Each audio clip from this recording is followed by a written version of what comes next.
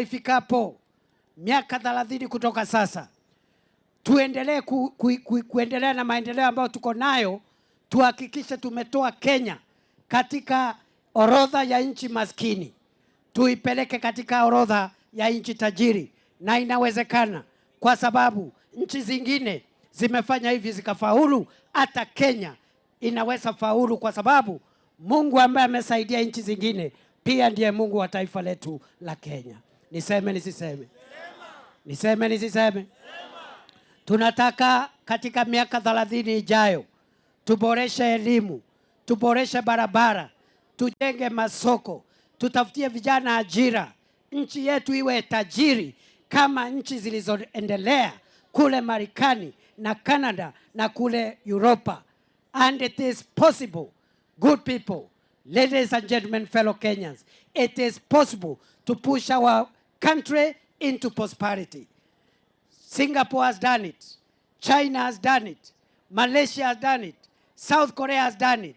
Kenya can still do it because we have what it takes to make our country a prosperous nation. Mimi nimeona watu wengine pale hawaelewi hii maneno ya kusongesha Kenya mbele. Hawaelewi ya kwamba tunaweza badilisha nchi yetu tuwe nchi tajiri. Wanasema haiwezekani. Na hao ni watu wako na mafikira ya ufukara na mafikira ya kurudisha taifa nyuma.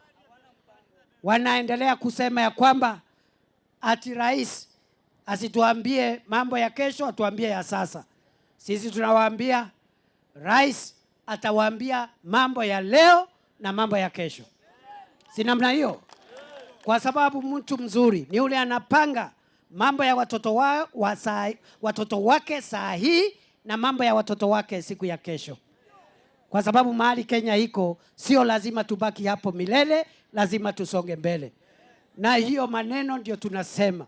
Please, this is not a political conversation. The vision for a new Kenya is not political talk. It is not a partisan conversation between government and opposition. It is a conversation about our shared future. It doesn't matter who wins. It doesn't matter who loses. Both the winner and the loser should have an interest in a peaceful, wealthy, prosperous nation.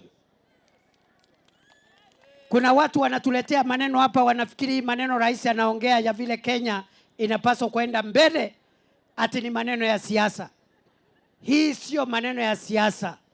Siasa kura itapiwa mwaka ujao. Kuna wale watashinda, wengine hawatashinda, lakini watakaoshinda na watakaoshindwa wote ni wa Kenya na wana haki ya kutengeneza taifa nzuri ambayo ni taifa bora kwa kila Mkenya, ili tuwe na amani, tusiwe na ukosefu wa usalama, kwa sababu atakayeshinda ni Mkenya, atakayeshindwa ni Mkenya. Ya sisi zote ni washikadau katika utaifa wetu na ni washikadau katika taifa salama na taifa ambalo linaendelea.